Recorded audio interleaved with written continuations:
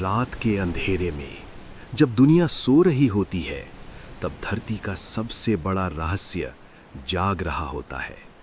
महासागर धरती का 71% हिस्सा, और फिर भी इंसान ने इसका सिर्फ 5% ही देखा है।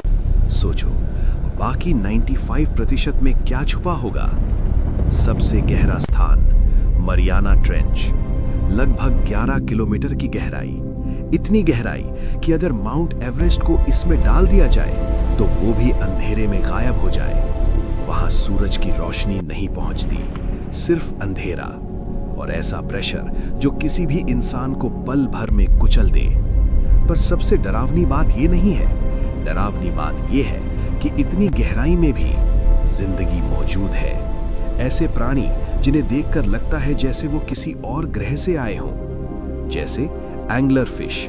इसके सर पर एक चमकती हुई रोशनी होती है जो अंधेरे में शिकार को अपनी तरफ खींच लेती है, और फिर एक पल में सब खत्म। कुछ रिपोर्ट्स में कहा गया है कि समुद्र में ऐसे जीव भी हो सकते हैं जिन्हें इंसान ने अभी तक देखा ही नहीं। शायद कुछ बहुत बड़ा, बहुत ही बड़ा। अटलांटिक के पानी में एक और रहस्य छुपा है, बरम्यूडा ट्रायंगल। यहाँ कई जहाज और हवाई जहाज बिना किसी निशान के गायब हो चुके हैं। कंपास घूम जाता है, सिग्नल्स बंद हो जाते हैं, और फिर सिर्फ सन्नाटा। कुछ लोग कहते हैं ये प्राकृतिक मैग्नेटिक फोर्स है, कुछ कहते हैं ये कुछ और है, कुछ जो पानी के नीचे से देख रहा है। पैसिफिक के एक हिस्से को कहते हैं रिंग ऑफ फायर। यहाँ समुंदर के नीचे आग जलती है, वोल्केनो फटते हैं, और कभी-कभी ये लहरों को इतना भड़का देते हैं कि सुनामी जन्म लेती है। और फिर है बर्फ से ढका हुआ एंटार्क्टिका, जहां बर्फ के नीचे भी जीव जिंदा मिलते हैं।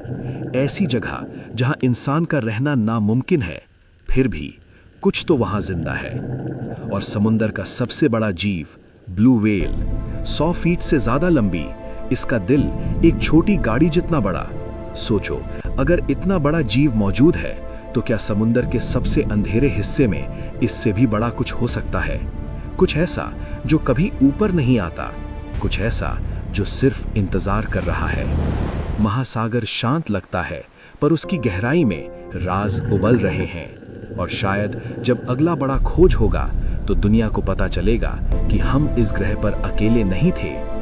कभी अगर तुम समुंदर के किनारे खड़े हो और गहरे पानी की तरफ देखो, तो याद रखना, वो अंधेरा भी तुम्हें देख रहा हो सकता है।